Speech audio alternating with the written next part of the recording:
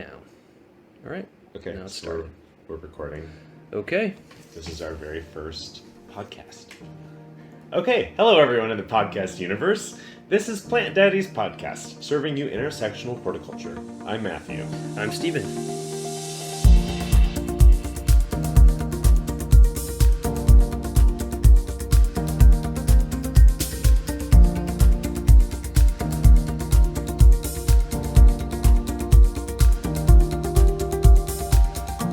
So we're just getting our very first episode started, which I feel good about because we're setting ourselves a pretty standard low bar that we will have Yes. plenty of room to improve on in the future. Yes. And then when we're on our 18th season, we'll be able to look back and talk about And how... laugh or cry. Yeah, because we just Or came just up delete with it. a solution to keep the reverberating sound of me typing from sounding like a deep bass thump in the background of the audio. Yes. So- when we're recording with Kanye in several years, Yeah. right, we'll all laugh about this. And so yeah, here we are. Anyway, so this is sort of our pilot, even though that's not really a thing in this medium. But we want to start by talking about who we are and why we're doing this. And so Steven and I have been friends for like 8-ish years or so. And many times over the course of our friendship, Steven has had some interest in like doing something like a YouTube series or internet things. Yes, and thank you for not explaining all the previous ideas. Some have been more embarrassing than others. I may not have been sober for any of it. We definitely recorded this one thing of me like making grilled cheese, thinking that we were gonna have like a cooking and blog. listen, it was a beautiful clip of grilled cheese, but I feel like nothing really happened after that. But it was a really good grilled yeah. cheese too. So we're building on that, Yeah. we could say. And the reason that we decided that grilled cheese wasn't a worthy topic, but plants are, is that we are both like that quintessential millennial white gay plant daddies. There's like a lot of them. Yes. And I feel like most of our friends circle is that. And I don't know, I kind of feel like I can take a little bit of credit for Steven being a plant daddy because you can actually. So Matthew helped me pick out a plant at a garden store once, and this would have been, I would say, about 3 years ago. maybe longer. Yeah, maybe 4. Previous to that, I had a few plants from IKEA, right, that I just sat on tables. I would water them, when they were very near death, right? Are they even still alive? Yes, actually, this one. Oh, it's this a is from Dracaena. IKEA. I was actually admiring it earlier because it just looks so stately. Oh, how embarrassing from IKEA. Okay. It looks good.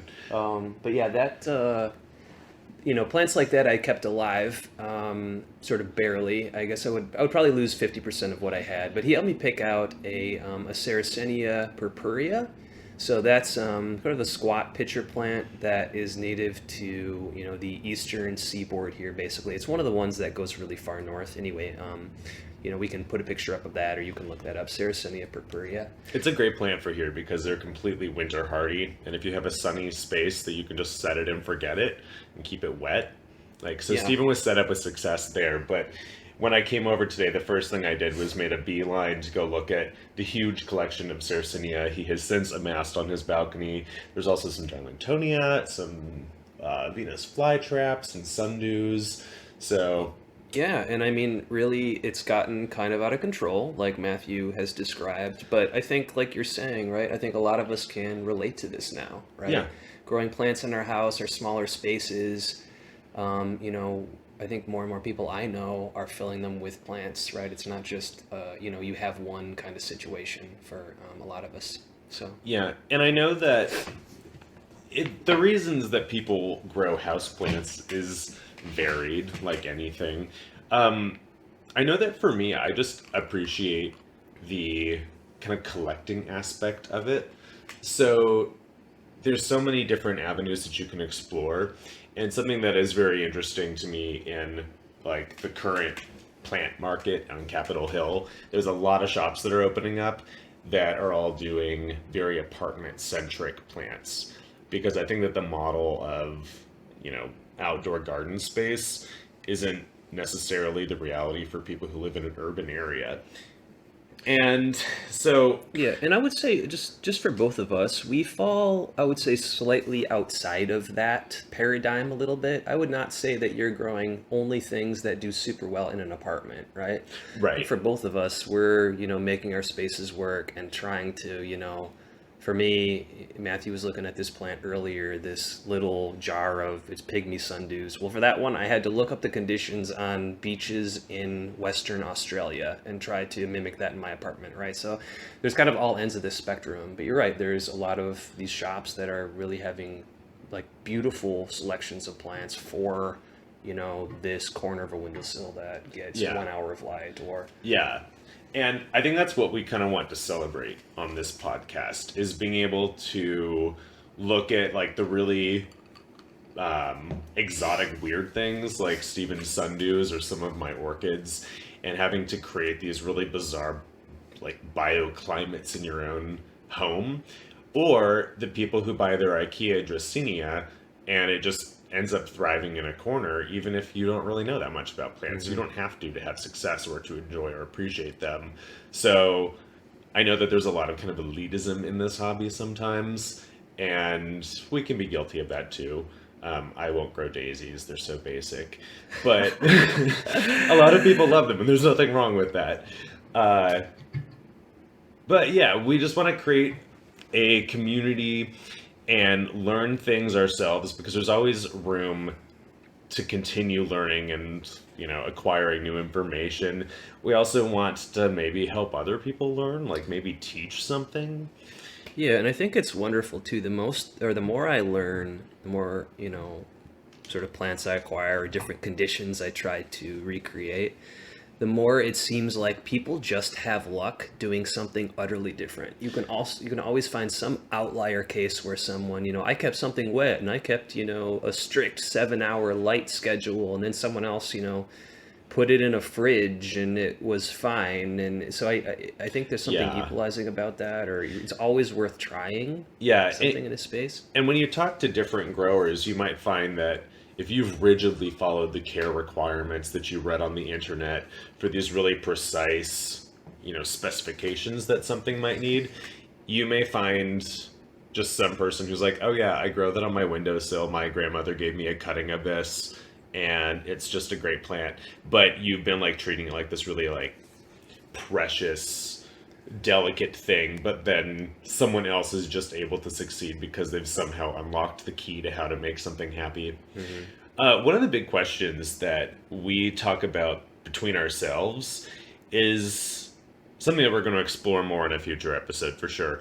But can you grow anything anywhere? And yeah, you can if you've got enough, climate control. But we've both started to come to learn that there are some things that just we're not going to have success with. Steven keeps killing adenium after I've killed plenty myself. And But it's hard to come to terms with because I keep them alive slightly longer than other people. Okay, so I still feel good at it. but on the other hand, But we're I'm still so not. far north. There's a dead one on the balcony Yeah. right now. Yeah, we just don't have the length of heat for the summers that make them happy. So maybe put some grow lights in your oven and like keep it on 110 degrees for like 6 months. And I you'll was have some thinking luck. about a complex system of mirrors to reflect sunlight and Yeah. maybe focus it. Basically like a Boy Scout solar oven. So please call in with suggestions. Yeah, if All you have you any listeners. success with making your own solar oven to grow adeniums in Seattle, which is where we are. I don't know if I've mentioned that. We're in Seattle, Washington, which has a climate of 8B, which means that our winter temperatures, I think, are between like 25 and 30 degrees as a minimum. We have a Mediterranean climate that's pretty mild. We don't get very hot in the summers. We don't get very cold in the winters. It doesn't snow often. But we do have a lot of water during the winter, which can be a challenge if you have plants that like to stay dry in the cold season, because things here are wet in the cold season. One of Yeah. the problems that we have is that our summers are relatively short, so there are plenty of things that don't do well, like a lot of growers will complain about tomatoes here because the length of our summer just isn't long enough for many of them to set fruit. But we also have the ability to grow things like figs and citrus plants with only like moderate protection in the winter. So it's a really lucky spot if you want to extend down into cold plants like peonies and lilacs that need to get cold winters to bloom. But you can also grow gardenias, which never like to get much below freezing. Uh, so yeah, Yeah. there's a lot of flexibility And I here. think it just depends what you're used to too. So for me, I grew up in the Midwest. I was used to, 3 months of like a humid, kind of baking heat, right? And then the rest of the year was basically frozen. So yeah, you can grow certain things better out there, but for me, I feel like this is an incredible variety of things that you can grow.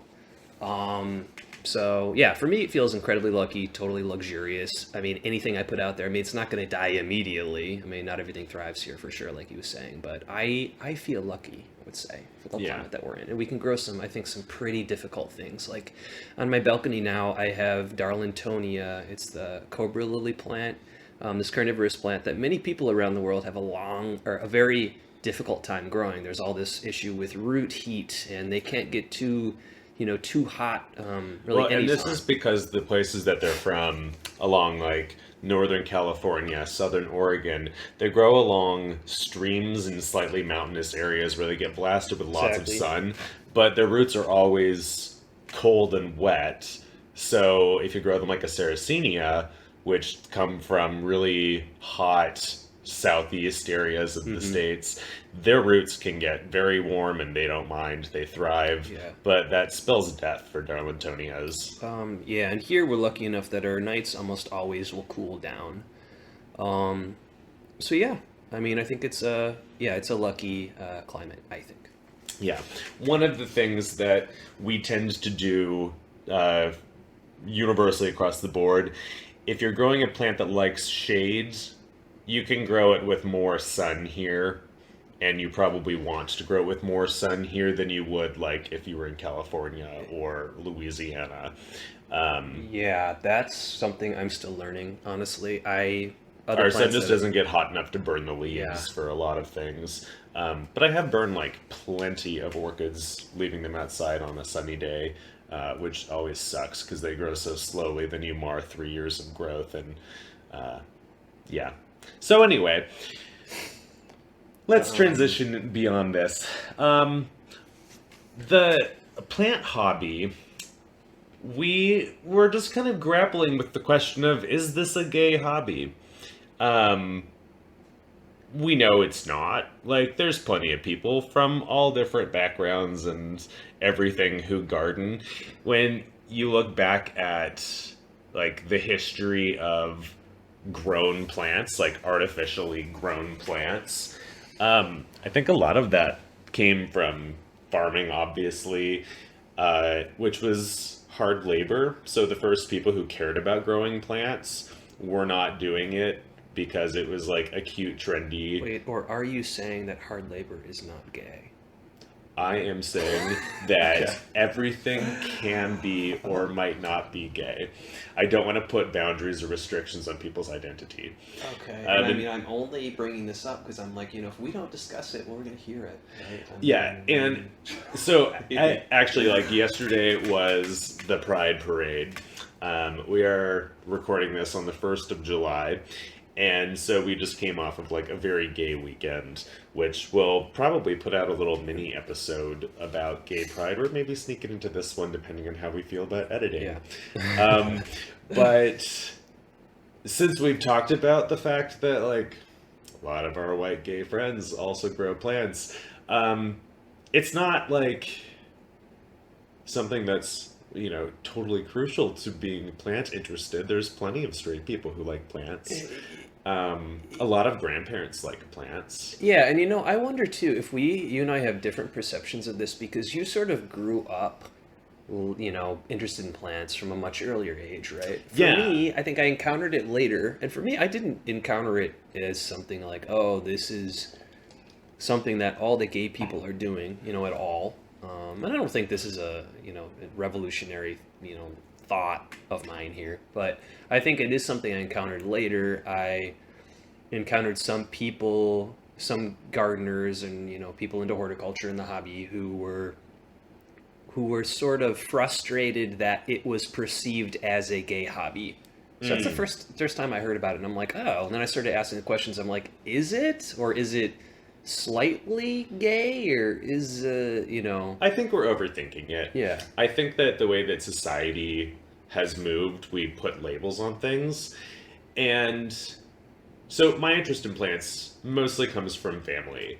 My mom and both of my grandmothers and my aunt, they all, grew many house plants. I remember when my grandmother passed away, actually, my mom's best friend gave her a white Phalaenopsis orchid, and it was the first orchid I ever saw. And I thought it was the most exotic thing, ever. And well, what year was this? This was 1993. So then I think that's fairly... Yeah, this was way before the age where you walk into a grocery store and there's a huge selection of like $7, gorgeous, $13. Yeah, this is back when a 6-inch pot Phalaenopsis was probably like $50, which adjusted to today's currency, I don't know what that is, but $50 in 93. Yeah.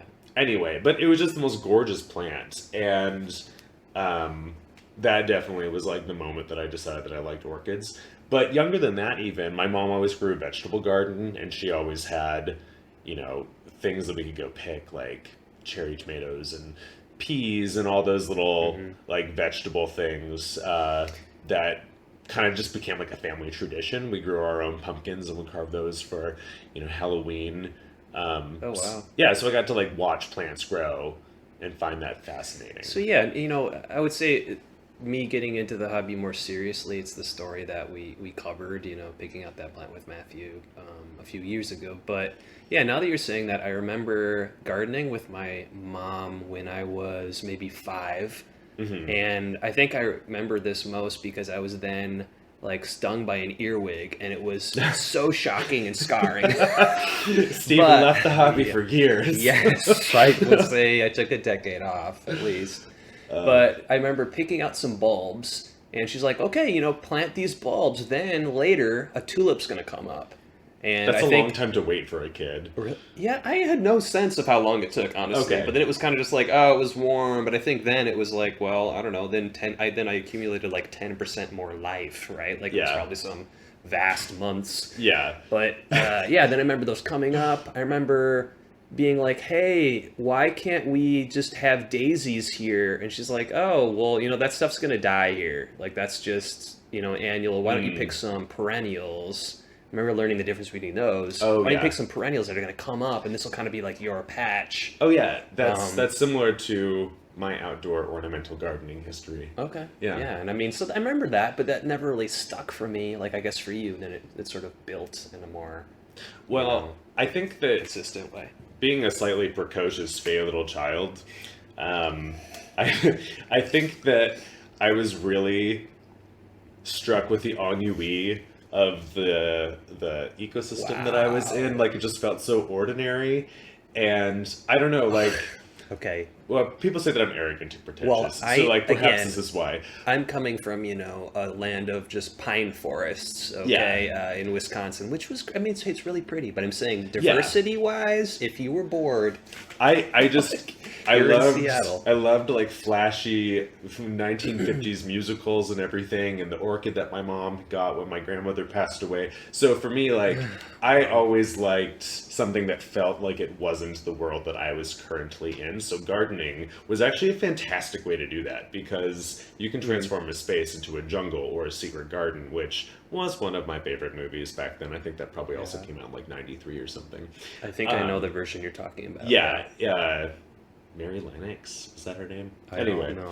Okay. Yeah, but she was a little troublemaker, and she looked just like a girl that I had a huge crush on in first grade. Wow. I completely forgot about that. We need to get her on this podcast. Okay. Her name was Sabrina, something that sounded like acorn, like Lakecorn, Lecorn. I've looked her up on Facebook. I've tried to find Sabrina. Queen. Okay. I actually got in trouble Acorn. in PE in first grade for kissing Sabrina. Wow. Wow. Yeah. Okay, so Sabrina's probably in hiding. All right. Well, she's probably like 32-ish now, and hopefully happy, and living her life. Yeah. Well, thank I you, wonder if she Sabrina. ever thinks Okay, about we would me. not be here without you. Yeah.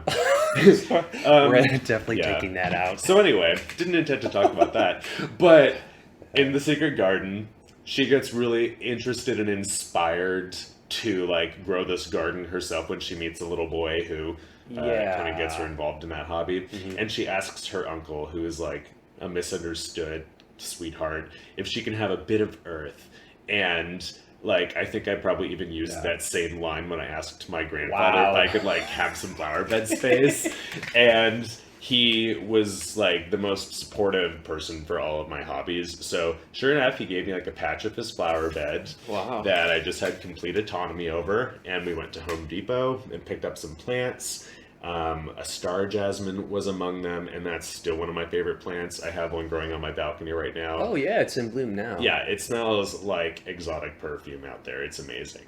But yeah, like that's kind of where I come from plant-wise. Now I've just stopped having any impulse control, and so I have like thousands of houseplants and a balcony that's probably going to fall off the side of the building because of how much of a garden I put on it. But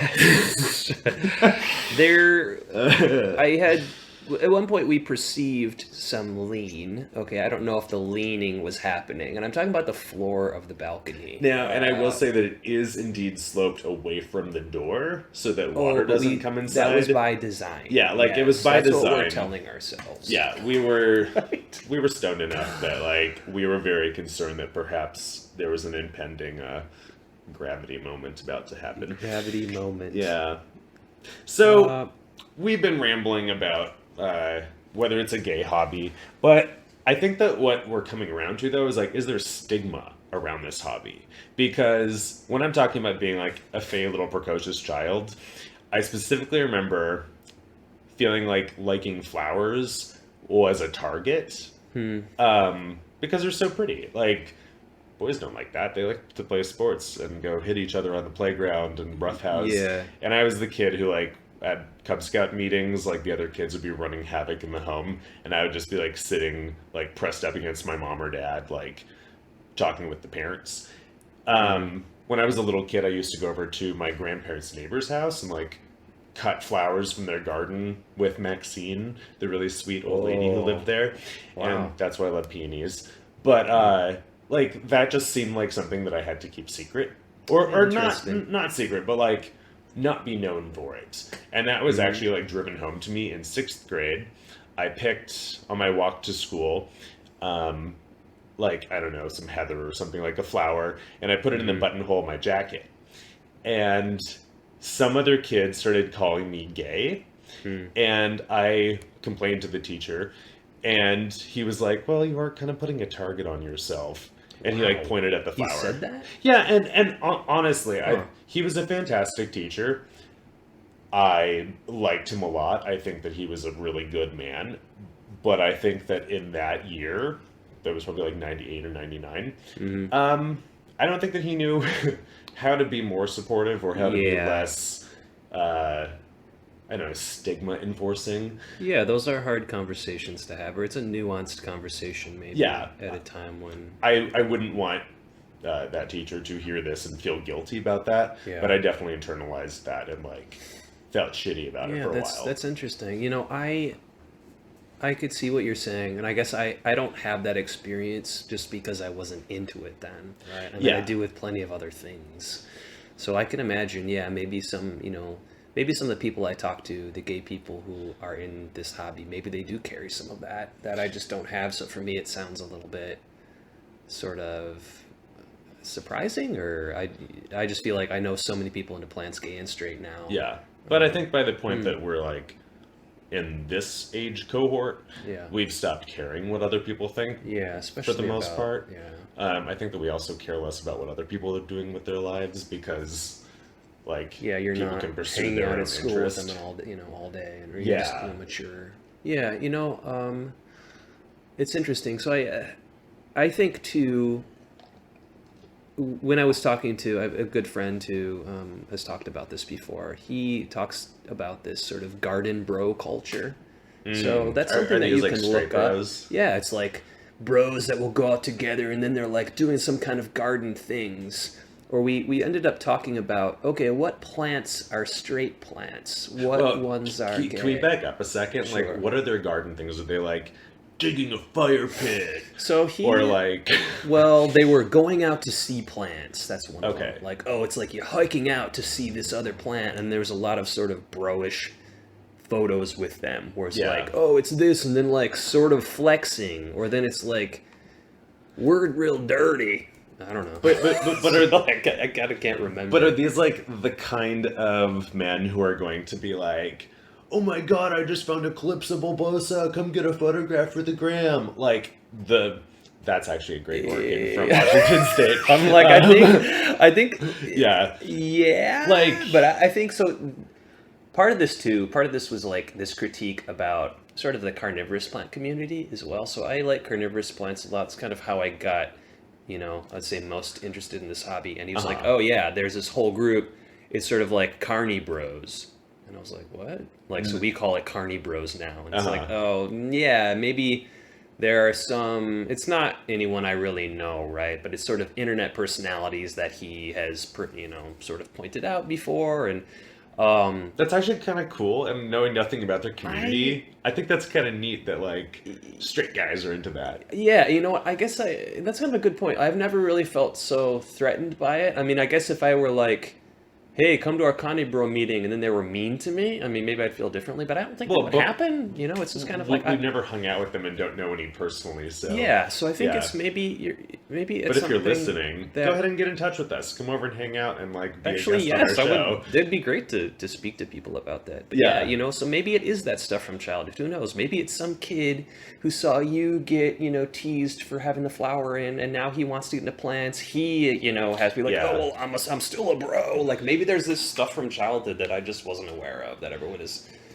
sort of reacting to now. I mean, no, but maybe on some level. Yeah. The way that I actually did kind of start indulging it in a way that I was less shameful about was that, like, if you're an artist, you can, like, draw or paint stuff. And so I got really into, like, watercolors and learning the skill of watercolors, but painting orchids because, like, they have so many forms and colors. And so I actually, like, learned how to watercolor by like researching orchids. I'm doing air quotes. This is not a visual medium. It's going to be an adjustment, I think, for both of us. Yeah. Earlier we were afraid that maybe we have a lot of like non-verbalized communication. So since you can't see body language, hopefully, like, yeah. So, but I'm curious too, was that not confusing at all for anyone too? So here you are painting orchids, which I think are kind of vaginal. I think of this as like a Georgia O'Keeffe-ish interest. So let me Is clarify. that, Like, you know what I mean? You weren't... I wasn't painting like, look at how straight I am. I'm painting a vagina that's actually a cat lady. I don't think you would be doing it consciously, but Yeah. would people be reading it that way? I mean, No, I'm just kinda... what I think I did, like as an artist, I'm not very creative. I just have a really good understanding of how to use and apply a medium. Okay, I think So you're like, great. I'm very good at copying shit. Like, so I did like botanical sketches. So they were very like precise. They were following like a tradition of like botanical engravings and like that scientific research. So I was very focused on the form, on the structure, on like being able to capture like the fleshiness of the leaves or like the texture of the petals, because those are like all the art things that I was trying to do and like trying to learn about. So I'm imagining kind of an Audubon sort of Yeah, looking. I was but actually like plants. super inspired by Audubon. I did the same thing with fish, and I did a little bit of work with like watercolor birds. But I think that Okay, interesting. yeah, but I think that orchids like were a really good way to do that. And I think that it drew a little bit less like critique because sure, the sensitive artistic kid is drawing flowers like, but he's doing it really well. So we're not how gonna would you tease him. how would you have summed that up before? You'd been like, oh, I'm into plants because I like to paint them. I just Or said that I how- wanted to be a botanist or like Okay. like a horticulturist, and like it was just like scientific study, which in a lot of ways it was. It wasn't really an artistic expression. It was more of like I want to learn how to manage this way of studying something visually. Interesting. Yeah. Okay. Anyway, yeah. What I think we want to do though,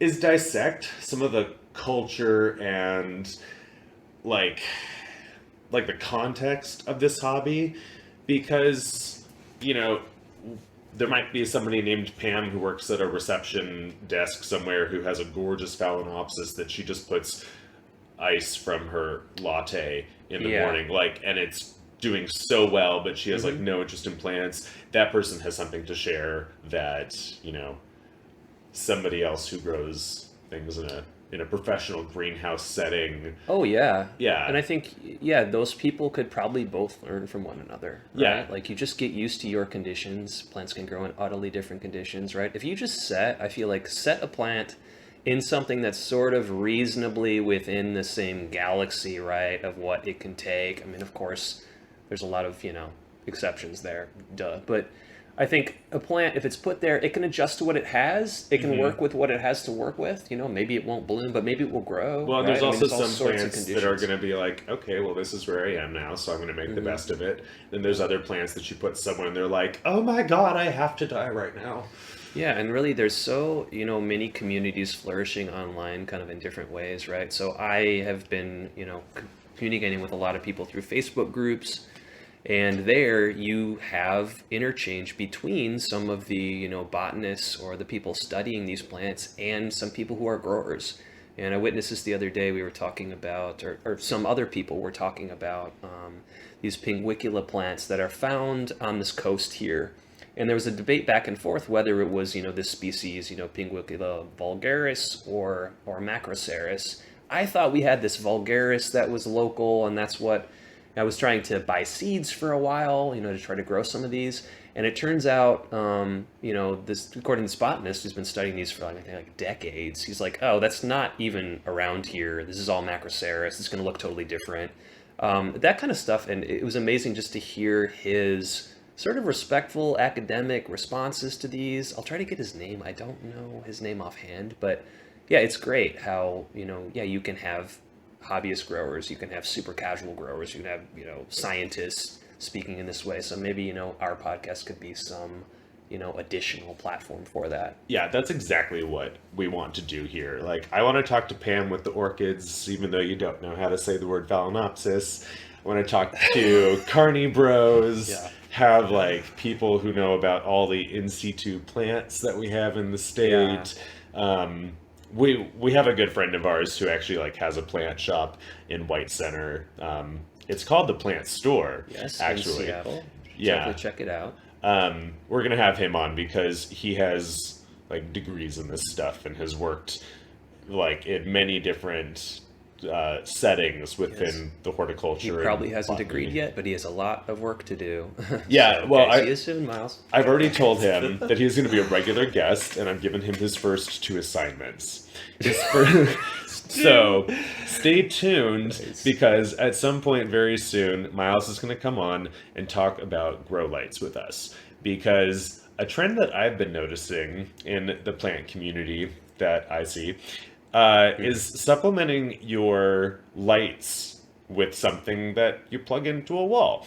Because honestly, in Seattle and many other places as well, sunlight is your biggest thing to have. Like it's really valuable, obviously, because plants photosynthesize.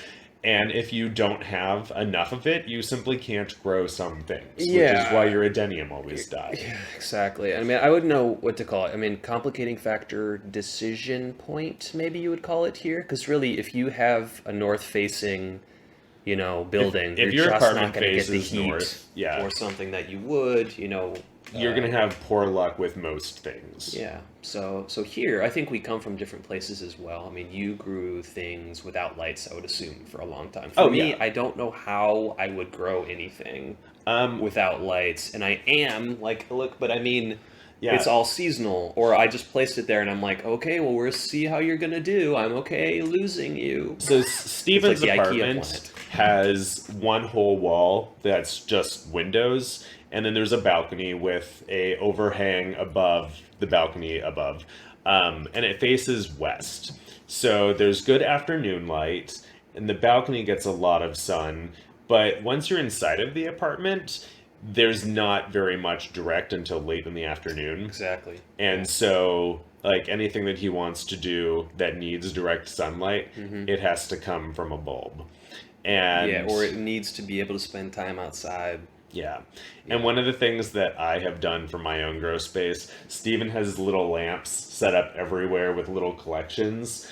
I have just replaced a lot of the light bulbs in my like hanging light fixtures with full spectrum CFLs or LEDs. They're all like full spectrum color balance, blah, blah, blah. Yeah, maybe these are things we can post pictures of at some point. Yeah, That's we're gonna have an episode about lighting, and we'll show things that we've done. We're gonna find examples of what other people have done. Miles will be on to talk about what all that goes into, because perhaps you've tried to do this yourself. You're gonna find very quickly that things are expensive. That a lot of the LED options.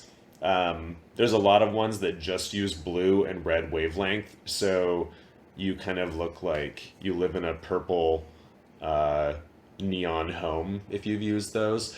But Stephen and I both care about the aesthetic, so our lighting solutions are meant to be as unobtrusive and, you know, non-industrial grow-oppy as you can get, because it's very easy to suddenly make it look like you've thrown up some shop lights in your living room and everybody has a headache because 65,000 Kelvin lighting is really rough on the eye. But we'll talk more about what 65,000 Kelvin rating is when Miles is here. Yeah, so I think that's something it was really hard for me to learn about. I was lucky enough to start it at a shop where they really know what they're doing. So, yeah, lighting is complex for sure. Yeah. So we're kind of coming to the end of what we wanted to discuss in our first episode. So I'm just going to ask Steven a couple of questions, like an interview, to help stage him introducing himself to you a little bit better. Okay. So, Steven, how, let's see, what question do I want to ask? I have a little list here that we made up. Okay. So, first off, tell me, you've already mentioned that your first plant was the Sarracenia purpurea. Mm-hmm. What was your second plant? Yeah, this is a good question actually. Like, okay, so this is the plant that would be like, oh, I think I can grow plants. What plant should I get? Not just Yeah. a plant that happened to me, right? Like, what was your second decision? Yeah, I would say it was, gosh, I think I got a fly trap actually. So Oh, I yeah. I read that it was, the conditions were similar. I was like, well, gosh, there are actually bugs getting into this Sarracenia plant. Like, bugs may crawl into this fly trap as well. Like, I tried to go a fly trap as a kid, and I think like many of us, you put hamburger in it and then let it dry out and kind of do all this other terrible They'll definitely things. die if you put hamburger in them, though. Yes. They get So. E. coli. Yeah, this one, this one I just put out in the balcony, and it did really well. I think I lost it to aphids ultimately, but That's ironic. yes, Carnivorous plant getting sucked dry by insects. by insects that walk just up to the trap but not in it. They're too small to trigger the two hairs that need to be Yeah, touched to they're trigger too the small, mechanism. too slow, too useless. Really hate aphids. They're also parthenogenic, so they're all the same genetic copy as the mother. Yeah, I mean, so I have heard, right? Yeah. If you leave one, She'll That's go enough. ahead and just like clone herself endlessly, and they give live birth. You should look up a video of it. It's creepy. Sorry, anyway, I just yeah. totally So I'm remembering those. Anyway, they were beautiful plants. Ultimately lost those. Didn't really know how to deal with aphids at that point, but we had like a good summer with them. Well, that sounds great. Yeah. So those are the second. Yeah. Okay. What is a plant that you have recently bought that you're particularly thrilled about? Wow. I would say that right now I'm trying to cut back a little bit. He But still I has plenty of bought, space to put new things. yeah, I do have a lot of space. I moved a lot of things outdoors for the summer, so I have some space indoors. So for, gosh, a recent plant, I bought a Nepenthes hybrid, and I'm really gonna butcher these names, but there's people call it's Nepenthes Aristo. So that's this Ultra Highlands. I'm gonna look up a picture of this so I know what you're Um, talking about. yeah, so it's an Ultra Highlands type. Actually, you, Matthew, I think you have an Aristo hybrid as well, but I got a different Aristo hybrid that has really tubby pitchers, which I kind of like. So sort of a roundish What pitchers and small. what did you say the species name is? So if you just look up Nepenthes Aristo, I think it's Aristoides, I want to There's say. Aristolochioides. That's it. I Yeah. really was not close. Yeah, we're gonna be pretty rough on the Oh yeah. This one. So yeah, so it's a hybrid that I think looks pretty close to the pure species plant. I'm just gonna give a very brief description of this. It has really cute, shrubby little pictures. They have a tight little like mouth that is rimmed with really beautiful red striations, and then they develop kind of like a little Quasimodo hunch. Yeah, Yeah. it's So just a strange shape. Looks very kind of alien like like spaceship kind yeah, of. the mature upper pictures on this kind of look like someone is just wearing like a hood. Yes. If Kind you of look, does. No, yeah, it's just such a strange shape. yeah. So, and this is one of those cases where this came up for sale. Just someone through this plant group that I go to monthly. He just had these for sale, and really, it's like, for some of these plants, if you start collecting for a while, right, you get the opportunity to buy, and you're just not going to have a plant for sale like that for maybe another year, right? So I was like, Mhm. okay, well, I don't exactly have room for you, but I'll find a spot. And I think I have. You know, I'm trying to improve its light situation right now, but I'm sure I'll work it in somewhere. Cool. Yeah. So I might pass this to you. Did you have more questions you wanted to ask, or I'm gonna look at this list. I was just gonna ask you, what's your least favorite plant that you've ever Oh yeah, grown? this is gonna be a good one. I was thinking maybe I would say the adenium, but I feel like They're so that's just pretty. happening. No, it's just happening right now. I would say, gosh, something I really hated. I mean, it doesn't even have to be one that you still have. And I think I'm the sort of person that if I grew it and it died and I hated it, I would barely remember it, kind of, which I think is good, right? Like, I guess I get Or at over least you're not like things. pining over your plants. Yeah, you know, I think it's probably, honestly, it probably is them. And I feel bad. I got a bunch of really cool adeniums for free from this really great grower. And it was just, he's like, oh, some extras, and I just wanted to try it. I love these, these caudex plants, right, with these interesting sort of root shapes. But yeah, I would say that I hate it just because I put so much effort into, kind of getting this soil right, using a different soil than I've ever used, like using its coconut husk, basically.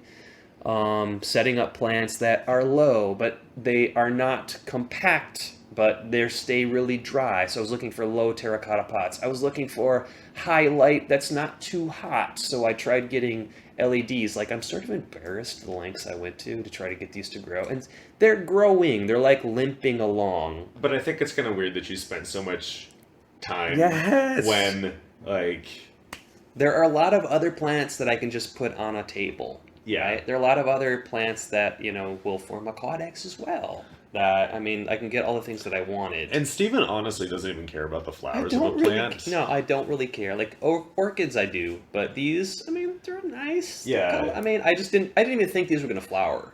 Like, I thought, oh, maybe in years. Like, I have small, adenium plants. My Anyway, entire so goal that- with adenium is to make them flower, and I have very specific things that I would have in mind. Like, I want them to be white. I want them to be single. Not ruffled and Wow, everything. And yeah. Steven's like, oh yeah, no, it just has a caudex, and he's happy with it.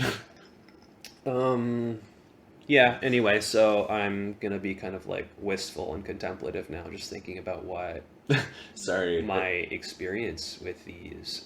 I didn't mean to Anyway, put you in but that yeah, headspace. no. The minute I move to New Mexico, I'll try them again. Yeah, cool.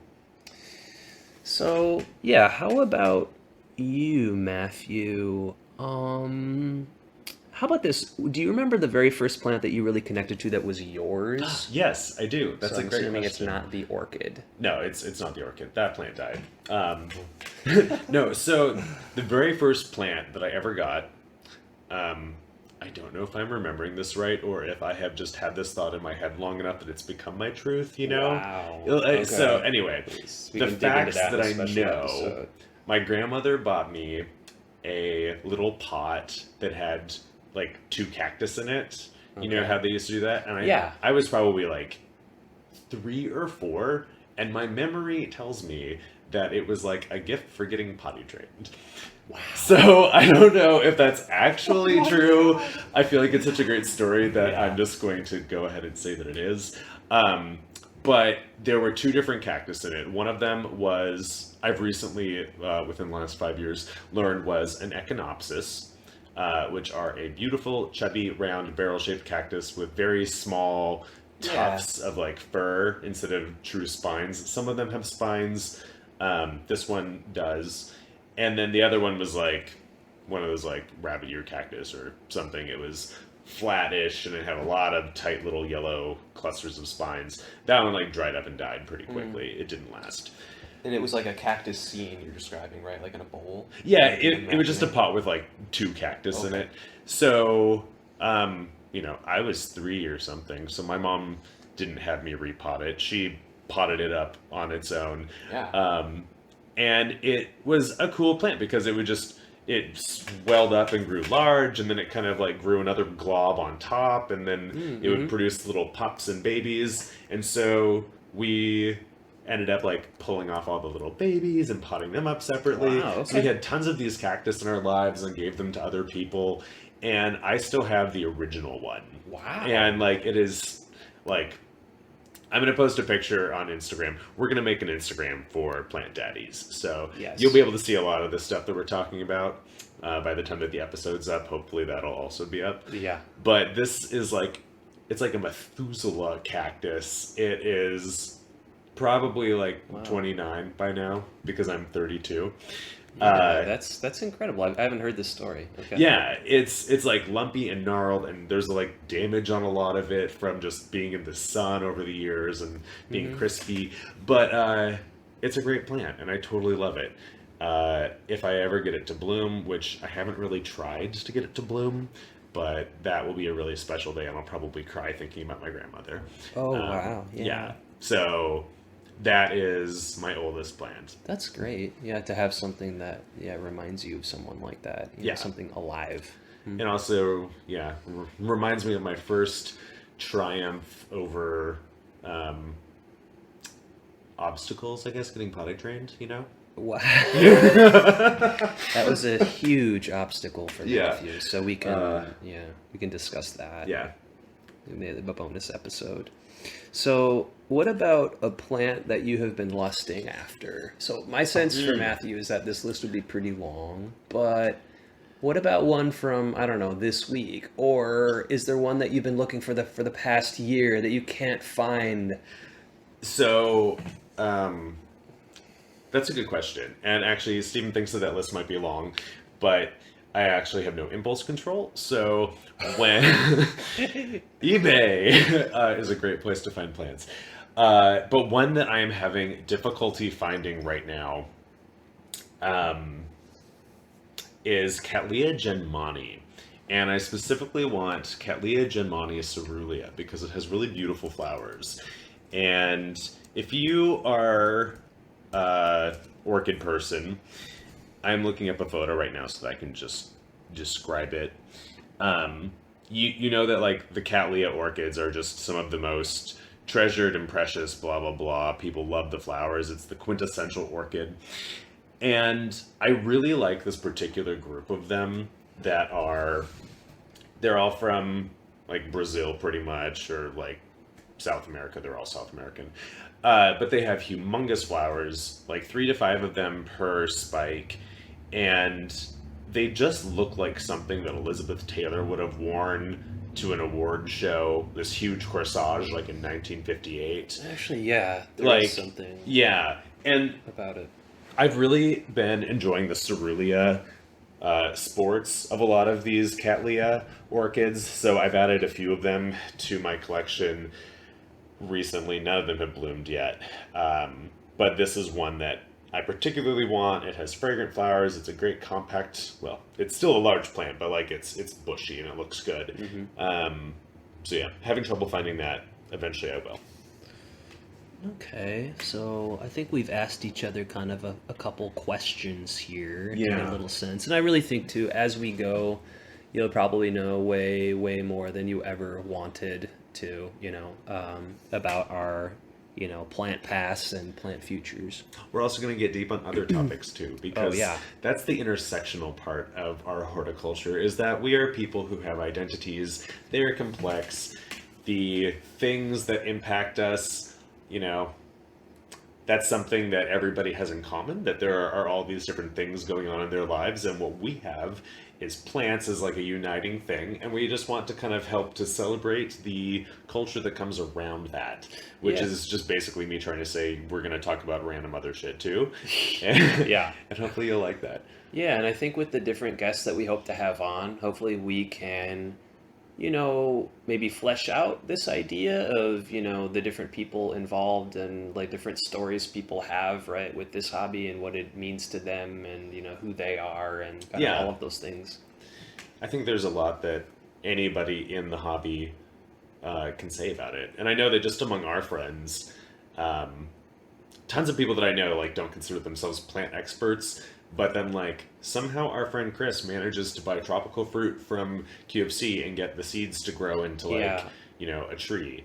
Mini trees, yeah, seed-grown trees in his apartment. Yeah. Which, by the way, has like literally no natural light. Yeah, it's really impressive. Yeah.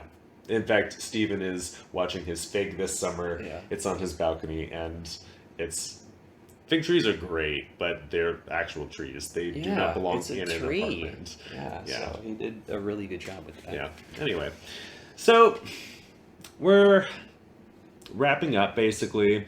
Some of the things that we want to discuss in our first season, the coming podcasts, include an introduction to orchids, because obviously you can tell that that's a passion that I have, and I think that it's a lot of people's first experience with like something exotic like that. People Yeah. get them easily, but then they die easily. And I want to help you figure out how to get that to not happen if you want. You can treat them disposably and have all those little orchid souls on your hands, but no, yeah, I've killed so many of them.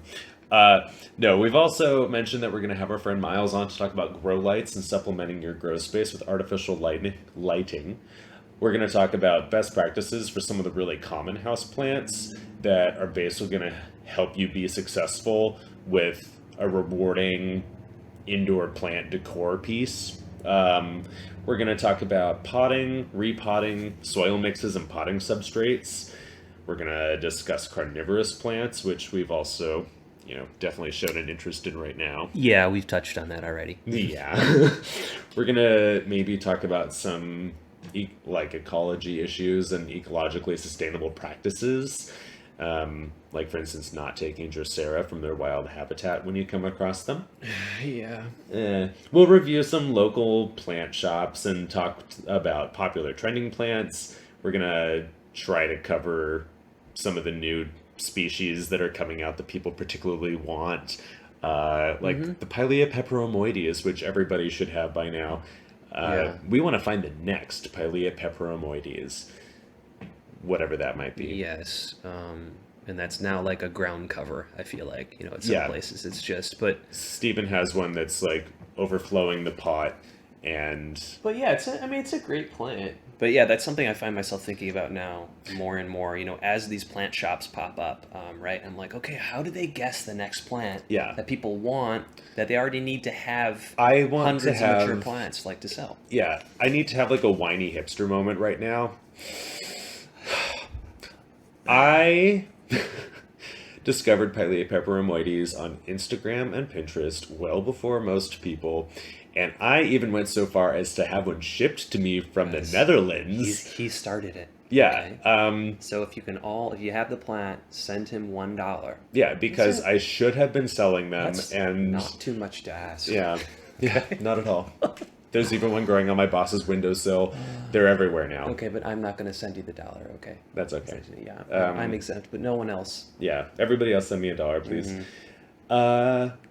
But yeah, I think that one of the up and coming ones that I'm particularly interested in are the exotic staghorn fern species. Like everybody knows that one that's at every place, but Yeah. there are some cool ones. And I've seen a few online, and I'm not, I would say, super into those, but I noticed right away. I'm like, okay, that does not look like the typical species. People Yeah. are just calling them staghorns, right? yeah, but there's a Okay, bunch I of was a little different confused. cultivars I and was like, sports that oh. even hybridize them. In fact, if you don't know about how you hybridize ferns, or if you don't know much about ferns, this might be information that you find interesting because they don't have seeds. How do they have babies if they don't have seeds? Wow. We'll talk about that later. Everything about life. Yeah. there are no birds and bees. There are like spores Just and a moisture. general sex ed. We can do one of those. Yeah, which actually there is a lot to talk about. In future episodes, we're going to talk about news stories, and I found one about. I'm just going to go ahead and say that it's like a transgender eggplant species from Australia. Oh, I think I saw something, Yeah. online about this. It was And- kind of cool. Yeah, and I think, I read it, I read most of the headline, okay? Yeah. I read it. And I need to do a But- little bit more, but basically, But, yeah, maybe there's something to discuss there. scientists were just saying that it's a really good way to look at how gender is not as cut and dry as they think. Non-controversial, I'm sure. Yeah, nobody will have any issues with how we Everyone will cover agree. this. Yeah. No controversy here. But yeah, so there's going to be some history, there's going to be some gayness, there's going to be diversity. Hopefully people will learn things, and hopefully that this will just become an enjoyable thing for people to listen to instead of something to put them to sleep. But we'll take anything, okay? Yeah. So Thanks. anyway, it's been great having you. This is Plant Daddies with Matthew. And Steven. There we go. All right, thanks a lot. Bye.